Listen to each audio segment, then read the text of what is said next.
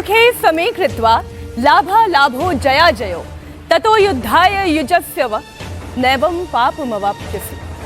श्रीमद् भगवद गीता के दूसरे अध्याय का 38वां श्लोक कहता है, जय पराजय लाभ हानि और सुख दुख को एक जैसा समझकर युद्ध के लिए तैयार हो जाइए। इस तरह युद्ध से पाप नहीं होगा। लेकिन युद्ध में पक्ष किसका हो, सत्य क्या है, अधर्म की पहचान कैसे हो, पाप और पुण्य का फर्क क्या है, ये कौन बताएगा। ये सत्य है कि भारत ने कभी किसी देश को, कभी किसी संस्कृति पर युद्ध नहीं थोपा, लेकिन मुगलिया आक्रांता से लेकर ब्रिटानिया हुकूमत तक से वो युद्ध करता आया है। छत्रपति शिवाजी महाराज ने भारत की इसी सांस्कृतिक विरासत के संरक्षण और स्वातंत्र्य के लिए 15 वर्ष की छोटी सी आयु में यानी कि 1645 में हिंदवी स्वराज्य की नींव डाली थी। हिंदू समाज खुद को सुरक्षित रखे, गौरवान्वित महसूस करे, भारत की छवि में निखार आए और विश्व पटल पर भारत अग्रणी हो, यही उनके विचार थे। महाभारत के धर्म युद्ध से लेकर भारत की स्वतंत्रता का आंदोलन और आज स्वतंत्र भारत में भी संस्कृति पर मतांतर है। आज हिंदू राष्ट्र और सनातन राष्ट्र पर चर्चा हो तो युद्ध विचारों पर छिड़ जाता है। इसलिए जैसा श्री कृष्ण कहते हैं, धर्म युद्ध के लिए कौंतेव गांडीव उठाना होगा, युद्ध करना होगा। आज उसी धर्म युद्ध पर विवेचना के लिए हमारे साथ मौजूद हैं सनातन धर्म के प्रकांड विद्वान, श्रीमद् भागवत, रामायण, महाभारत और आध्यात्मिक विज्ञान के अन्य प्राचीन पवित्र पुस्तकों पर अपने प्रवचनों से लोगों को मंत्रमुग्ध कर देने वाले श्री कृष्ण जन्मभूमि ट्रस्ट मथुरा के उपाध्यक्ष, महर्षि वेद व्यास प्रतिष्ठान पुणे और राम जन्मभूमि न्यास के कोषाध्यक्ष स्वामी गोविंद गिरी जी महाराज। इंद्रो वृद्धश्रवाः स्वस्ति नः पूषा विश्ववेदाः स्वस्ति नस्तार्क्ष्यो अरिष्टनेमिः स्वस्ति नो बृहस्पतिर्दधातु। स्वामी जी, आज सत्य सनातन में आप आए हैं और बात छत्रपति शिवाजी महाराज की हो रही है। वो छत्रपति शिवाजी महाराज जिन्होंने हिंदवी स्वराज्य की बात की, जिनके ही पद कमलों पर चलकर बाल गंगाधर तिलक ने यह कहा था कि स्वराज्य हमारा जन्म सिद्ध अधिकार है। आज प्रधानमंत्री नरेंद्र मोदी एक भारत श्रेष्ठ भारत की बात करते हैं। आज हिंदू राष्ट्र पे लेकिन बात हो जाती है तो ये बात कम्युनल हो जाती है। ये हिंदवी स्वराज्य क्या है, छत्रपति शिवाजी महाराज की आप हमेशा बात करते हैं। आज चर्चा की शुरुआत वहीं से हो। सभी को जय श्री कृष्ण। बहुत सुंदर आप आरंभ कर दिया आपने छत्रपति शिवाजी महाराज को लेकर के। मैंने जितना भी चिंतन किया है, मैं ये सोचता आया हूँ कि आज के भारत की सभी समस्याओं का समाधान एक छत्रपति शिवाजी महाराज के कार्य में और उनके द्वारा दिए गए मार्गदर्शन में है। आपने हिंदवी स्वराज्य की बात की। हिंदवी स्वराज्य यह शब्द प्रयोग उन्होंने स्वयं किया है और हिंदवी स्वराज्य का सीधा सीधा अर्थ होता है हिंदू साम्राज्य। हिंदू साम्राज्य का अर्थ कभी भी कम्युनल नहीं हो सकता है। छत्रपति शिवाजी महाराज हो अथवा जिस वैदिक परंपरा से छत्रपति शिवाजी महाराज आए हैं, उन वेदों की परंपरा हो, इन्होंने सभी ने अपनी दृष्टि में संपूर्ण प्रजा को एक समान देखा है। कहीं पर भी किसी भी पंथ को लेकर के, उपासना संप्रदाय को लेकर के उन्होंने डिस्क्रिमिनेशन नहीं किया, पक्षपात नहीं किया। सभी को समान न्याय मिलना चाहिए, सभी को समान सुख प्राप्त होना चाहिए, सभी का समान रूप से संरक्षण होना चाहिए और सभी मिलकर के उन्नति करें, सबका आपस में सौहार्द हो। इसी का नाम हिंदवी स्वराज्य है, इसी का नाम हिंदू साम्राज्य है। हिंदू शब्द यह मानवता का पर्यायवाची शब्द है, इसको ध्यान में लेकर के चलना चाहिए। सर्वे भवन्तु सुखिनः, सर्वे सन्तु निरामयाः, सर्वे भद्राणि पश्यन्तु, माँ कश्चित् दुःख भाग् भवेत्। यह हिंदुत्व का मैनिफेस्टो है। अब यदि मैं हमारे ज्ञानेश्वर महाराज को याद करूं तो उन्होंने अपने दिव्य ग्रंथ ज्ञानेश्वरी के अंत में जो पसायदान लिखा है, उस पसायदान में उन्होंने संपूर्ण मानवता के लिए ही केवल नहीं तो संपूर्ण अस्तित्व के लिए, यानी संपूर्ण चराचर सृष्टि के लिए मांगल्य की कामना की है। जय खड़ांची व्यंकटी सांडो तया सत्कर्मी रति वाढ़ो भूता परस्परे पड़ो मैत्र जीवासे। संपूर्ण मानव जाति का कल्याण, यह संपूर्ण हमारी वैदिक परंपरा का आग्रह रहा है और उसी का स्वयं अनुवाद छत्रपति शिवाजी महाराज ने हिंदवी स्वराज्य इस शब्द से किया है और उसी को हम लोग हिंदू साम्राज्य कहते हैं। आपने हिंदू राष्ट्र की बात की। मैंने हिंदू राष्ट्र की बात नहीं की, मैंने हिंदवी स्वराज्य मतलब हिंदू राष्ट्र। हिंदवी जी, हिंदवी स्वराज्य का अर्थ है हिंदू साम्राज्य। हिंदू राष्ट्र तो भारत था, है और सर्वदा रहेगा।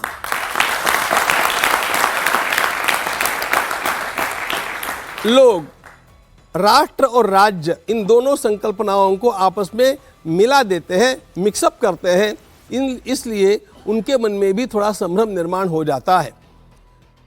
राष्ट्र ये भारत का जो है यह हिंदू राष्ट्र ही है, क्योंकि राष्ट्र में 3 बातें होती हैं, एक भूमि, समाज और परंपरा। जी, इस देश की परंपरा यह हिंदू परंपरा है, यह वैदिक परंपरा है, यह सनातन परंपरा है, इसलिए यह हिंदू राष्ट्र तो है ही। लेकिन आज हिंदू साम्राज्य नहीं है, उनके साथ, हिंदुओं के साथ एक भेदभाव, पक्षपात किया जाता है और हम लोग चाहते हैं कि इस प्रकार की पक्षपातिता नष्ट हो जाए, तब वह हिंदू साम्राज्य कहलाएगा। कभी भी हिंदू साम्राज्य की संकल्पना में विषमता नहीं आई, हिंदुओं के लिए विशेष अधिकार की बात नहीं आई, समानता की बात आई है, सर्वे भवन्तु सुखिनः ये आया है। और इसलिए ध्यान रखना, हिंदू साम्राज्य का पर्यायवाची शब्द होता है मानवीयता का साम्राज्य। हिंदू राष्ट्र का अर्थ होता है मानवीयता का राष्ट्र। हिंदू धर्म का अर्थ होता है मानव धर्म। जब आप हिंदू साम्राज्य और हिंदू परंपरा और हिंदू राष्ट्र कहते हैं, तो इसमें पहले आप परंपरा समझाएं कि ये परंपरा क्या है, हिंदू परंपरा क्या है। वेदों से लेकर के अभी तक हमारे देश में कश्मीर से कन्याकुमारी तक और कामरूप से गांधार पर्वत तक यह संपूर्ण हिंदू साम्राज्य रहा। इस संपूर्ण साम्राज्य में, इस संपूर्ण राष्ट्र में वेदों को प्रमाण मान करके चलने वाली परंपराएं चली। कभी कभी ऐसा भी हुआ कि वेदों के किसी अंश के लिए प्रश्न खड़े किए, भगवान बुद्ध ने किए, भगवान महावीर की जैन परंपरा ने किए, अन्य लोगों ने भी किए, लेकिन वे वेद के किसी शिक्षा के एक अंश के ऊपर किए, संपूर्ण वेद के ऊपर कभी भी नहीं किए। और इसी का परिणाम यह है कि वेद प्रणीत 12 ज्योतिर्लिंगों की पूजा यहाँ पर चलती है। वेद प्रणीत उत्सव संपूर्ण देश में प्रचलित है। वेद प्रणीत देवी देवताओं का पूजन सर्वत्र होता है। भगवत गीता संपूर्ण देश में पढ़ी जाती है। रामायण महाभारत संपूर्ण देश में आदरणीय ग्रंथ माने गए हैं। और संस्कृत भाषा ये संपूर्ण देश की लिंक लैंग्वेज है। यदि आप संपूर्ण देश की एक भाषा कोई होगी ऐसा विचार करेंगे तो संस्कृत भाषा ही है। तो इसलिए हमारी संस्कृत भाषा, हमारे त्योहार, हमारे देवी देवता, जैसे कि हम लोग रोज प्रातः स्मरण करते हैं तो किसका करते हैं? गंगे च यमुने चैव गोदावरी सरस्वती नर्मदे सिंधु कावेरी जलेस्मिन् सन्निधिं कुरु। ये संपूर्ण देश का दर्शन आ गया। अयोध्या मथुरा माया काशी कांची अवंतिका पुरी द्वारावती चैव सप्तैता मोक्षदायिका। ये नया श्लोक नहीं है, ये परंपरा से आया हुआ श्लोक है। अगर ये हिंदू परंपरा है और हिंदू राष्ट्र का एक मानचित्र आपने खींचा है, तो इसमें अन्य धर्मों के लिए क्या स्थान है? आज अगर हिंदू राष्ट्र की बात होती है तो बात इस लड़ाई पर आकर टिक जाती है, फिर इस्लाम को मानने वालों के लिए जगह कहाँ है? क्या हिंदू राष्ट्र में उनके लिए जगह नहीं है? किसी भी सनातनी हिंदू व्यक्ति को जितने अधिकार रहेंगे उतने सारे अधिकार किसी भी अन्य पंथीय व्यक्ति को भी रहेंगे। ये हिंदू राष्ट्र की संकल्पना है, ये ध्यान रखना। विषमता नहीं रहेगी, भेदभाव नहीं रहेगा। अन्य लोगों ने भेदभाव निर्माण किया है दृष्टि से, हम लोग तो सभी में परमात्मा नारायण का दर्शन करते हैं, इसलिए किसी के साथ भेदभाव करना चाहते ही नहीं है। इसलिए हिंदू राष्ट्र समता पर अधिष्ठित, न्याय पर अधिष्ठित और सभी प्रकार के लोगों की उन्नति का अवसर देने वाला इस प्रकार का राष्ट्र माना गया है। तो फिर जब प्रधानमंत्री नरेंद्र मोदी ये कहते हैं हिंदू राष्ट्र या कहते हैं सनातन राष्ट्र, तो फिर विचलित क्यों होते हैं बाकी राजनीतिक दल?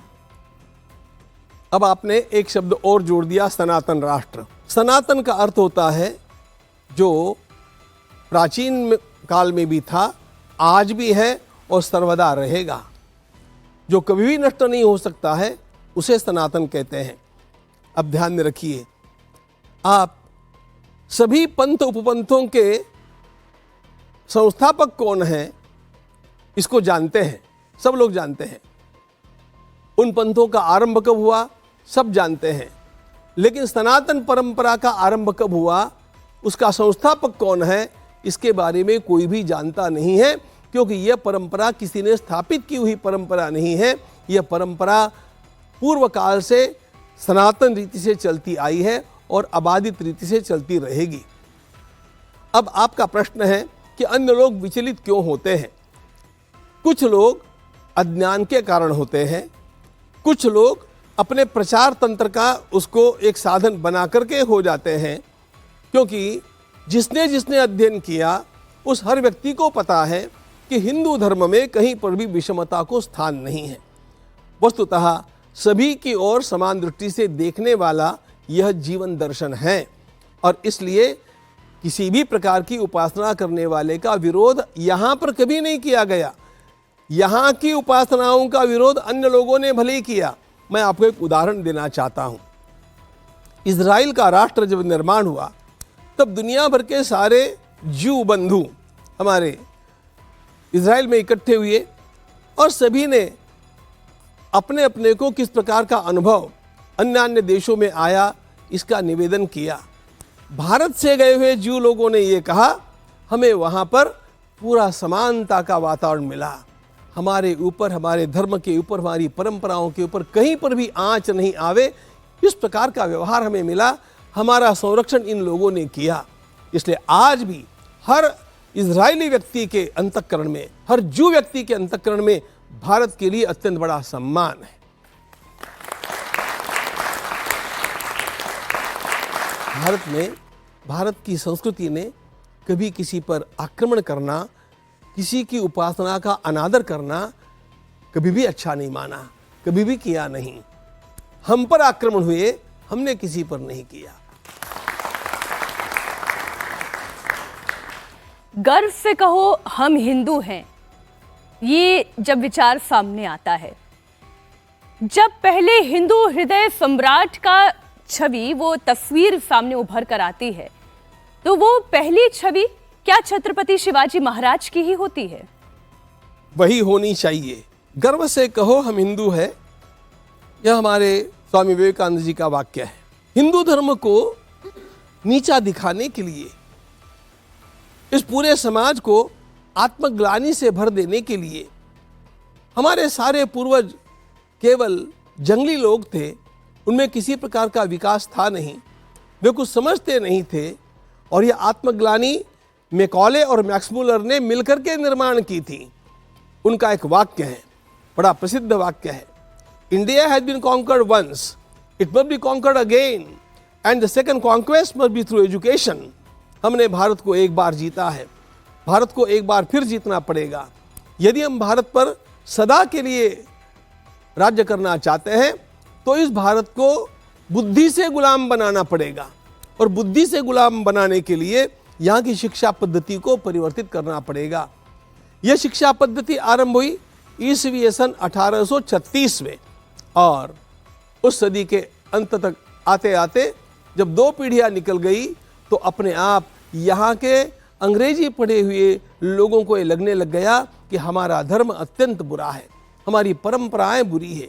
यह आत्मग्लानि बंगाल में सबसे ज़्यादा निर्माण हुई। क्योंकि अंग्रेजी शिक्षा का सबसे पहला आरंभ बंगाल में हुआ और बंगाल उसका पहला भुक्तभोगी है। और वहीं पर स्वामी जी पढ़े थे, विवेकानंद। तो उस आत्मग्लानि से उभर करके वे स्वयं बाहर आए, लेकिन वे तपस्वी थे और रामकृष्ण ठाकुर जैसा मार्गदर्शक उनको प्राप्त हो गया, इसलिए वे तो उभर करके आ गए।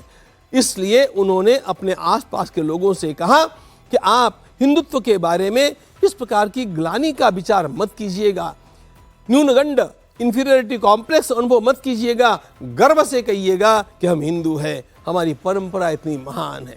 स्वामी जी के अध्ययन ने और स्वामी जी की अनुभूति ने वह रस पिया, इसलिए स्वामी जी विश्वास के साथ सबसे कहते थे, गर्व से कहो हम हिंदू हैं।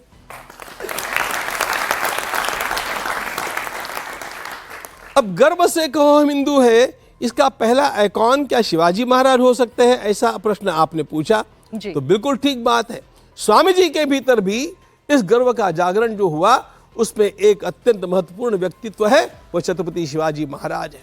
मैं स्वामी विवेकानंद जी का एक वाक्य आपको बतलाता हूं। चेन्नई के युवकों के साथ की चर्चा में जब एक युवक ने शिवाजी महाराज को डकैत कहा तो स्वामी जी चिढ़ गए। तो स्वामी जी ने कहा, आपको क्या पता शिवाजी महाराज क्या है?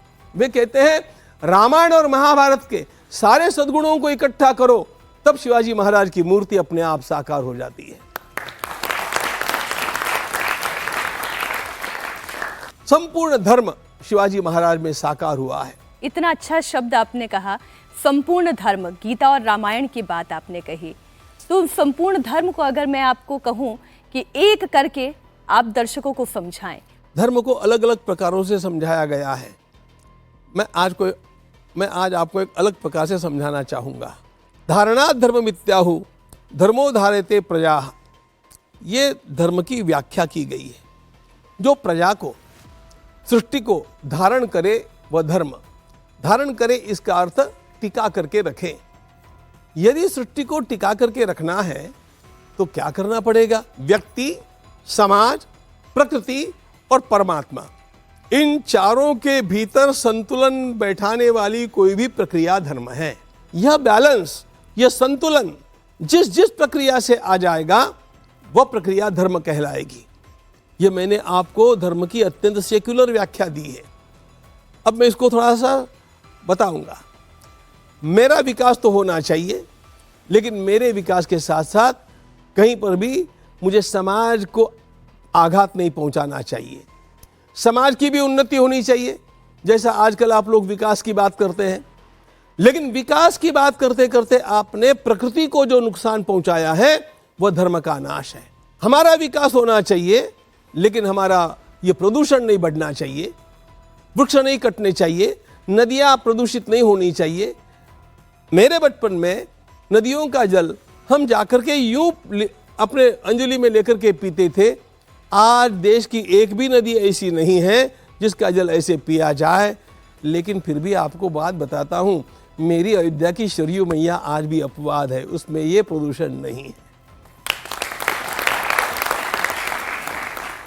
आपने जो बात कही, अलग अलग किताबों को पढ़ते पढ़ते कुछ चीज़ें मैंने भी संकलित की। उनमें एक मंत्र मैंने पढ़ा, एक श्लोक मैंने पढ़ा, समानी व आकुतिः समाना हृदयानि वह समान मस्तु वो मनो यथा वह सुहसति। इसी में समानता की बात कही गई है, समान विचार की बात की, समान आदर्शों की बात की गई है।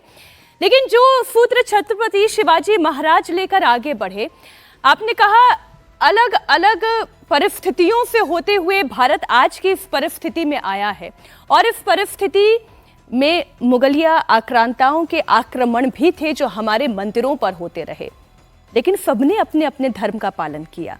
जैसे अहिल्याबाई होलकर, अहिल्याबाई का आप अक्सर स्मरण करते हैं, अपनी चर्चा में लाते हैं, और आज भी मैं चाहे प्रधानमंत्री नरेंद्र मोदी की बात करूं, देश के राष्ट्रपति की बात करूं, वो बार बार अहिल्या देवी का जिक्र करती हैं। अहिल्या देवी की चर्चा जैसी होनी चाहिए थी हमारे इतिहास में वो नहीं हो पाई, और अब हो रही है। क्या अंतर है? हमारे इतिहास में ऐसे अनेक महापुरुषों की चर्चा होनी चाहिए थी जो नहीं हुई है, लेकिन वो अब आरंभ हुई है, क्योंकि मेरा देश जग रहा है।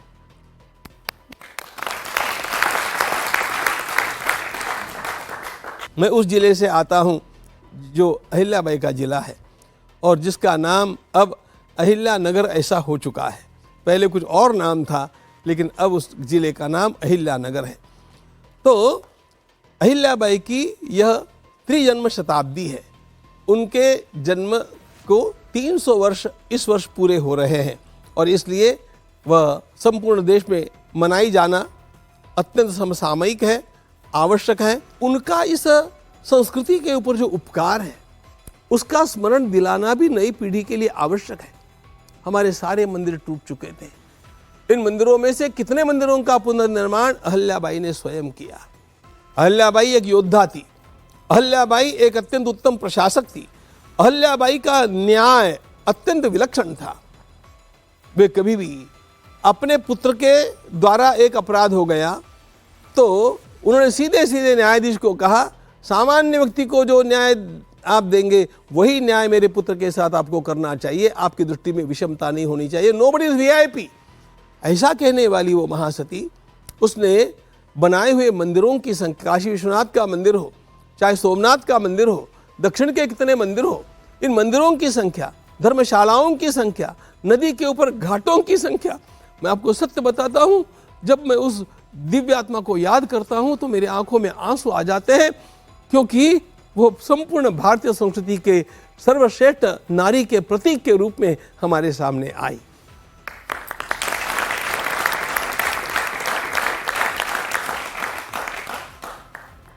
लेकिन आलोचना करने वाले तो ये कहते हैं कि सनातन धर्म में, हिंदू धर्म में नारी को कहाँ उतना सम्मान मिला। क्या बताएंगे आप उन्हें?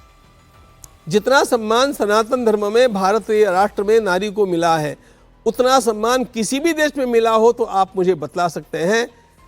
हमारे देश ने नारी को सर्वोपरि रखा है। स्वामी विवेकानंद से एक बार प्रश्न पूछा गया, क्या आप स्त्री पुरुष की समानता को मानते हैं कि नहीं? स्वामी जी ने कहा, बिल्कुल नहीं। सामने वाला भ्रमित हो गया।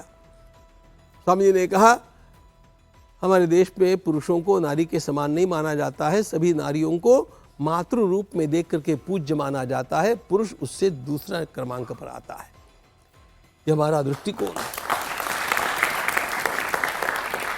भगवान मनु ने सीधे सीधे कह दिया, यत्र नार्यस्तु पूज्यन्ते रमन्ते तत्र देवताः। जहां नारी का सम्मान होगा वहां देवताओं की कृपा प्राप्त होगी। जहां नारी का सम्मान नहीं होगा वहां पर की गई सारी पूजाएं व्यर्थ हो जाएगी। सर्वास तत्रा फला क्रिया। मैं आपको श्लोक सुनाता हूं। तो नारी का यह सम्मान आप कभी भी देखेंगे, मंत्र में क्या आता है, मातृदेवो भव, फिर पितृदेवो भव। मां का पहला स्थान है। हम लक्ष्मी नारायण कहते हैं, गौरी शंकर कहते हैं, राधा कृष्ण कहते हैं, हम सीताराम कहते हैं। उल्टा नहीं करते हैं। हम नारी को पूजनीय मानते हैं और भारत इसी संपूर्ण भूमिका को लेकर के आरंभ से आज तक चला है। मध्य युग में इन नारियों को थोड़ा घर में रखा गया। इन नारियों को बुर्के जैसी प्रथा में भी रखा गया। इसका कारण था लगभग 1000 वर्षों से ये आक्रांता हमारे देश के ऊपर केवल राजकीय आक्रमण नहीं कर रहे हैं, ये इस देश की सारी संस्कृति को समाप्त करना चाहते हैं। और संस्कृति को समाप्त करने के इनके जो सूत्र हैं, मंदिरों को तोड़ो, मूर्तियों को भंग करो, गौओं को काटो और महिलाओं को भगाओ, उनका अपमान करो, उनके ऊपर अत्याचार करो। अब इस प्रकार के अत्याचार जब महिलाओं पर होने लगे और अकबर जैसा, जिसको मूर्ख लोग महान अकबर कहते हैं, वह अकबर जैसा मीना बाजार भरा करके और वहाँ पर से उसको जो सुस्वरूप लगती है ऐसी लड़कियों को उठा करके ले जाता था, तो ऐसी बहनों को, ऐसी हमारी कन्याओं को छिपा करके रखना इस समाज ने आवश्यक माना हो उनकी सुरक्षा के लिए, तो उसे गलत नहीं कहा जा सकता। आज ये कहते हैं कि बुर्के पर इतने सवाल उठाते हैं, जो घूंघट लेती हैं उनका क्या? घूंघट, मैंने यही कहा ना, ये घूंघट की जो बात है, ये घूंघट की बात भी हमारे यहाँ पर थी नहीं। घूंघट की बात ये मुगलों के आक्रमण के बाद में लाई गई और वह उनको छिपाने के लिए लाई गई। पद्मिनी का कहीं तो भी सुना हुआ वर्णन सुन करके अलाउद्दीन खिलजी उसके पीछे पड़ जाता है। तो इन हमारी माता बहनों की रक्षा करने के लिए उनको घूंघट की आवश्यकता थी कि नहीं, ये किसी को भी सोचना चाहिए। और आज आप देखेंगे बांग्लादेश में जिस प्रकार के अत्याचार महिलाओं पर हुए हैं, इतना घिनौना दृष्टिकोण रखने वाले इन पशुओं से हमारी इन बहन बेटियों को बचाने के लिए उस समय घूंघट आया। घूंघट हमारी परंपरा नहीं है। अहिल्याबाई होलकर की बात हुई, काशी विश्वनाथ की बात हुई, अयोध्या में राम जन्मभूमि पर भव्य राम मंदिर भी बन रहा है, उसकी प्राण प्रतिष्ठा भी हो चुकी है, उस हिस्से पर भी मैं आऊंगी। लेकिन जब आपने महाभारत का जिक्र किया था, अभी हाल ही में प्रधानमंत्री नरेंद्र मोदी ने संविधान पर चर्चा के दौरान अपने इस जो संकल्प उन्होंने गिनाए थे, कुल 11 संकल्प थे, उसमें से एक संकल्प उन्होंने कहा, वो संकल्प परिवारवाद के खिलाफ था। और जब हम महाभारत पढ़ते हैं, महाभारत में भी वो परिवारवाद दिखाई देता है। ये दो अलग अलग राजनीतिक व्यवस्थाएं हैं। महाभारत में जनतंत्र आज के रूप में नहीं था। हमारे संविधान में जिस प्रकार का जनतंत्र है उस पर परिवारवाद बैठता नहीं है। पिता का पुत्र राजा होगा, पिता का बड़ा पुत्र राजा होगा, ये परिवारवाद राजाओं का जो रहा है उसमें और हमारे आज के संविधान में अंतर है। इसलिए ये परिवारवाद हमारी आज की संविधान के साथ जरा भी सुसंगत नहीं है। महाभारत में वह उस समय की प्रक्रिया के साथ सुसंगत था। भगवान श्री राम भी तो दशरथ जी के पश्चात भगवान श्री राम ही राजा बनने वाले थे। ये राज्य व्यवस्था अलग थी और आज की हमारी व्यवस्था अलग है। आज की व्यवस्था की दृष्टि से परिवारवाद चलने वाला नहीं। जो हमारे माननीय प्रधानमंत्री जी ने कहा वो बिल्कुल 100% सत्य कहा है। लेकिन इसी महाभारत में एक परिवारवाद वो भी तो है जो धृतराष्ट्र चाहते थे। धृतराष्ट्र अपने पुत्र दुर्योधन को चाहते थे राजा बनाने का। मूल बात यह है कि धृतराष्ट्र स्वयं राजा थे नहीं। धृतराष्ट्र को कभी राज्याभिषेक हुआ नहीं। महाराज पांडु का राज्य था और पांडु वन में गए, उनका वन विहार वनवास में बदल गया, वे लौट करके आए नहीं। इसलिए ये जो जम करके सिंहासन पर बैठ गया, यह राज्य का राजा बन करके बैठ गया। जिसका राज्य ही नहीं है वो अपने बेटे को राज्य देना चाहे, ये गलत बात है। राजपाट की बात हुई, संविधान पर चर्चा की बात हुई, और जब बात संविधान की होती है, संविधान के पृष्ठों पर जो आकृति उकर कर आती है वो सिया राम की भी होती है, वो राम दरबार की भी होती है। आप राम मंदिर के निर्माण समिति के कोषाध्यक्ष भी हैं, आप न्यास के साथ जुड़े हुए हैं और एक पुनीत कार्य में आप लगातार संलग्न हैं। बहुत सारी चर्चाएं हुई इस राम मंदिर के निर्माण को लेकर भी कि क्यों इतनी जल्दी में बना, और जब जल्दी में बना तो इतनी जल्दी इसकी प्राण प्रतिष्ठा क्यों कर दी गई। पहली बारिश हुई कि छत टपकने लगी, इस तरीके की भी बहुत सी आलोचनाएं हुई। हमें जल्दी थी क्योंकि हम रामलला को उनके मूल वैभवशाली स्थान में ला करके विराजमान करना चाहते थे।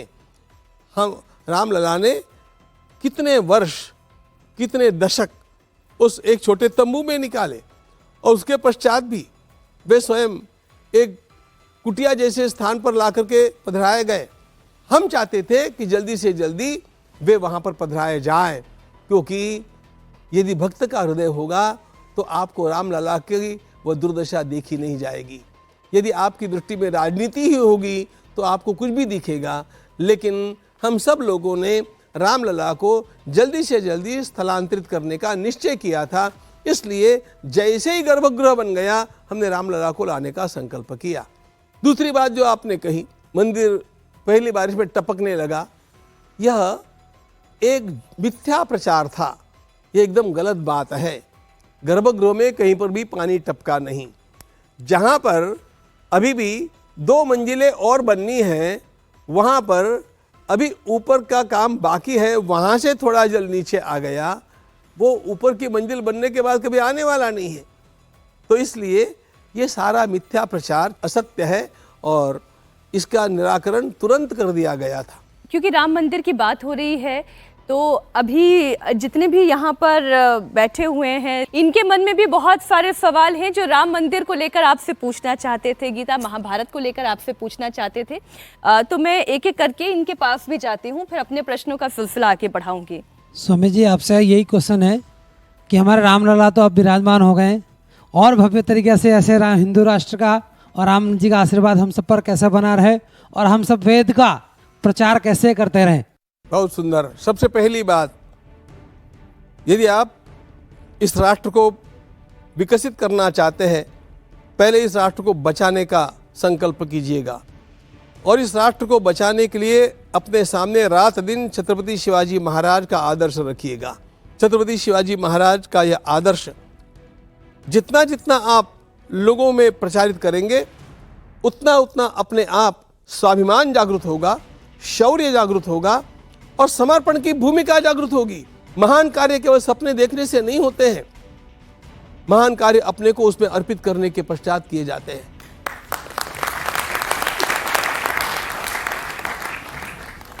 आज से तो हिमाचल हमारे युवकों में एक भाव जगना चाहिए। वो भाव यह है कि चाहे जो हो जाए, मेरे जीवन का भी चाहे जो हो जाए, लेकिन ये देश बचना चाहिए, इस देश की परंपरा बचनी चाहिए।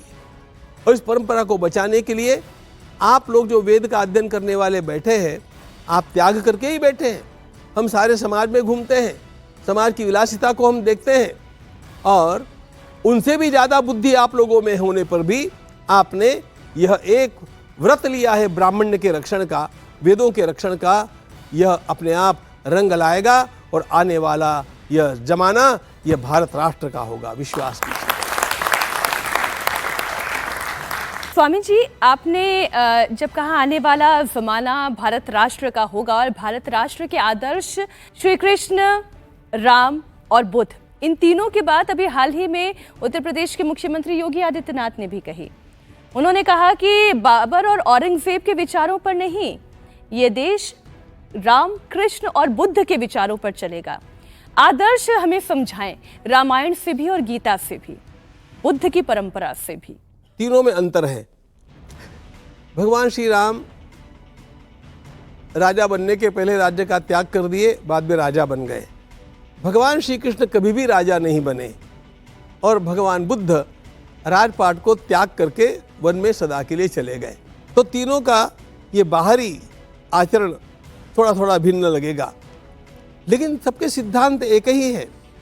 इन सबके सिद्धांत में पहली बात ये आती है, अपना जीवन, स्वयं का जीवन यह मर्यादापूर्ण रीति से जिया जाना चाहिए। भगवान श्री राम को हम क्या कहते हैं? मर्यादा पुरुषोत्तम कहते हैं। मेरा वैयक्तिक जीवन मर्यादा में मैं जीऊँ, कुछ नीति निर्धारण करके चलूँ, एक बात। दूसरी बात, मेरा जीवन केवल मेरे लिए नहीं होना चाहिए। भगवान बुद्ध ने कहा बहुजन हिताय बहुजन सुखाय। हमारी परंपरा में एक बात कही, मुक्तश्चान्यान विमोचयेत्। जिसने स्वयं लाभ प्राप्त कर लिया है मोक्ष का, वो उस मोक्ष की कला को लोगों में बांटे। मैं एक प्रश्न पूछता हूँ, जीवन भर भगवान श्री कृष्ण दौड़े हैं और एक भी सिंहासन उन्होंने अपने लिए आरक्षित नहीं किया। वे कभी सिंहासन पर बैठे नहीं, राजा बने नहीं। एक पारंपरिक शाप का पालन करने की बात को लेकर के वास्तव में वो कभी भी बन सकते थे, लेकिन उन्होंने एक आदर्श सामने रखा कि मुझे सारी बातें अपने लिए नहीं करनी चाहिए, मुझे लोगों के लिए करनी चाहिए, मैं लोगों के लिए जीऊं। आप ये कह रहे हैं कि जितना आवश्यकता है उतना उपभोग करें, बाकी समाज के लिए छोड़ दें। आजकल तो विचारधारा ऐसी हो गई है कि अपना काम बनता, भाड़ में जाए जनता। भाड़ में जाए जनता, इस प्रकार का जिन लोगों का मनोभाव होगा, जनता उनको अपने आप कैसे भाड़ में भेज देती है, पटक देती है, ये महाराष्ट्र के अभी के चुनावों ने दिखा दिया है।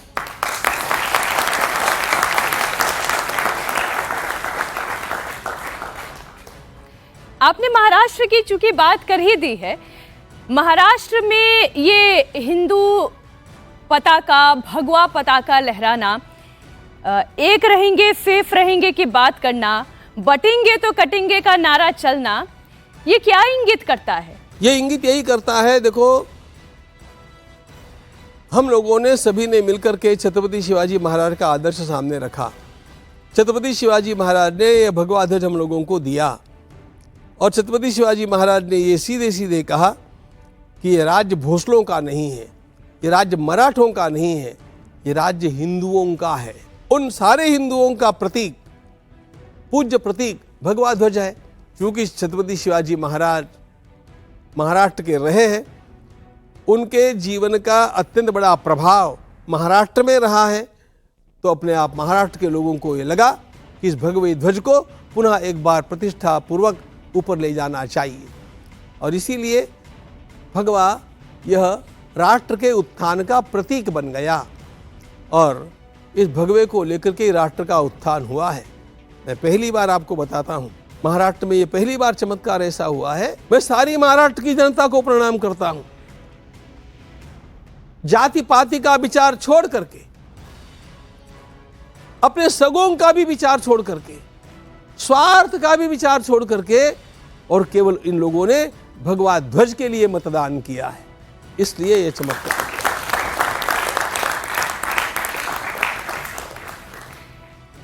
एक ऐसा स्थान और है जहां ना जाति पाति का भेद है, ना वहां पर वर्णों की कोई चर्चा है।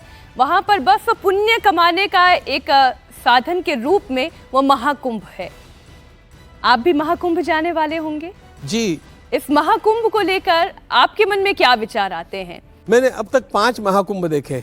इन कुंभों को देख करके पहली बात तो मैं आपको ये बताऊंगा कि जो पिछला महाकुंभ हमने देखा वो वास्तव में 6 वर्ष पहले का लघु कुंभ था, लेकिन वो कुंभ आश्चर्यजनक कुंभ था। खोज खोज करके हम हैरान हो गए, लेकिन हमें कहीं कचरा नहीं मिला। इतना अस्वच्छ कुंभ मैंने पहली बार देखा। वहां की संख्या का विचार करके आदमी डर जाता है, लेकिन वहां पर जाकर के जब देखता है उन सुविधाओं को, तो कहीं पर भी वे असुविधाएं उसको सामने दिखती नहीं है। ये तो पिछले कुंभ की बात मैं कर रहा था। इससे भी बढ़िया कुंभ इस समय का होना है, ये तो बात सत्य है। ये कुंभ जो है, सारे संसार में 3 बातें कहीं देखने नहीं मिलेगी जो केवल भारत में ही देखने मिलेगी। उसमें पहली बात है जगन्नाथ जी की रथ यात्रा, दूसरी बात है पंढरपुर की वारी और तीसरी बात है प्रयाग का महाकुंभ। सारे संसार में कहीं पर भी कितनी भी सरकारें प्रयास कर ले तो भी इस प्रकार का कुंभ निर्माण करना संभव नहीं है। इस प्रकार का कुंभ वहां पर होता है। ये क्यों होता है? पंडित मदन मोहन मालवीय जी स्वयं पत्रकार थे। उन्हें एक अमेरिकन पत्रकार ने चकित होकर के पूछा कि इतने लोगों को बुलाने के लिए कितना एडवर्टाइजमेंट करना पड़ा। पंडित जी भी चतुर थे। उन्होंने एक पंचांग निकाला और वो पंक्ति दिखाई। पंचांग में लिखा था मौनी अमावास्या कुंभ स्नान पर्व। कहा कि इस एक पंक्ति को पढ़ करके ये सारे लोग आए हैं। ये लोग नेताओं के बुलाने से नहीं आते। ये लोग कितने भी ट्रकों में भर भर करके लाए जाने पर भी नहीं आते। अपना सारा बड़प्पन भूल करके, अपनी जाति वर्ण स्थिति कारोबार सबको भूल करके गंगा जी में एक डुबकी लगाने के लिए पूरा देश वहां पर इकट्ठा होता है। ये ऋषियों पर उनकी जो श्रद्धा है उसके कारण होता है। श्रद्धा ये तो प्राचीन काल से चलता आया। जब कुंभ राशि में गुरु रहेंगे और मकर राशि में सूर्य का प्रवेश होगा तो प्रयाग में कुंभ होगा। यह प्राचीन काल से चलता आया, लेकिन भगवान आदि शंकराचार्य महाराज ने इसमें 4 चांद लगा दिए। कुंभ के स्नान के लिए, पुण्य कमाने के लिए लोग तो जाते थे, लेकिन आचार्य जी ने कहा इन अखाड़ों से कि ये कुंभ ज्ञान कुंभ होने चाहिए। इन कुंभों के समय हमें सबको मिलकर के हमारे समाज की समस्याओं का चिंतन करना चाहिए, एक दूसरे के सामने प्रकटन करना चाहिए। ये नेचुरल सम्मेलन के रूप में हो जाना चाहिए। इसलिए भिन्न भिन्न प्रकार के अखाड़े, सारे साधु संत इकट्ठे हो जाते हैं और वहाँ पर ज्ञान की चर्चा करते हैं। अब वहाँ पर कथा है, कीर्तन है, यज्ञादिक अनुष्ठान है, ये तो होता था, लेकिन अपने समाज की समस्याओं का आकलन, हमारे समाज की समस्याओं के समाधान, इसका भी चिंतन होता था। और इस चिंतन के लिए सब लोगों को विशिष्ट मुहूर्त पर एकत्रित करना इस कुंभ के कारण आसान हो जाता था। इसलिए ये सारे हमारे कुंभ मूल रूपतः ज्ञान कुंभ हो गए थे। आप जब कुंभ की महिमा के बारे में कहते हैं, तस्वीरें देखकर ऐसा लगता है कि न जाने कहाँ कहाँ से सभी संप्रदायों के साधु संत एकत्रित वहाँ पर हो गए। कई बार एक आम व्यक्ति के तौर पर देखें तो ऐसा डर भी लगता है कि इतनी व्यवस्थाएं, और वहीं एक पक्ष ये भी कहता है कि इतने बड़े आयोजन में इतना पैसा खर्च करने की, सरकारी संपत्ति लगाने की आवश्यकता क्या? सरकारी संपत्ति कहाँ से आती है? ये सरकारी संपत्ति समाज ने तो दी हुई संपत्ति है। इसलिए समाज जिस बात को इतनी श्रद्धा से देखता है, उसके लिए उस व्यय, धन का व्यय करना, ये वास्तव में समाज के मन का आराधन है, समाज के मन का यह पूजन है। आने वाले समाज के लिए सुविधाएं निर्माण करना, कुंभ में उनको अच्छा वातावरण मिले, इस प्रकार की व्यवस्थाएं करना, यह मैं वित्त का अपव्यय नहीं मानता हूँ, यह सद्व्यय मानता हूँ। और यदि इस प्रकार की श्रद्धा का आप संगोपन करते रहेंगे तो जितना आपने खर्चा किया है उससे कितना ही गुना समाज आपको वापस लौटा देगा। लेकिन आपको ये कोती बातें नहीं करनी चाहिए। ये कोती बातें करने की हमारे समाज में जो आदत निर्माण हो गई है, ये उन लोगों को हो गई है जो हिंदुत्व का परचम लहराता हुआ देखना नहीं चाहते। महाकुंभ एक ऐसा स्थान है जहां पर लोग पुण्य कमाने के लिए आते हैं, ज्ञान अर्जित करने के लिए आते हैं। चाणक्य नीति भी ये कहती है, न येषां न विद्या न तपो न दानम ज्ञानम न शीलम न गुणो न धर्मम ते मर्त्यलोके भू विभार भूता मनुष्य रूपेण मृगश्चरन्ति। वो व्यक्ति जिसके पास न विद्या है, न तप है, न दान है, न शील, न गुण और न धर्म, ऐसे लोग पृथ्वी पर भार के समान है और मनुष्य के रूप में उस मृग की तरह ही हैं जिनके नाभि में ही कस्तूरी है, लेकिन अज्ञानता के कारण उसकी खोज में वो वन वन भटकते रहते हैं। ये तय आपको करना है कि आपको भटकना है या फिर ज्ञान की खोज में आगे बढ़ना है।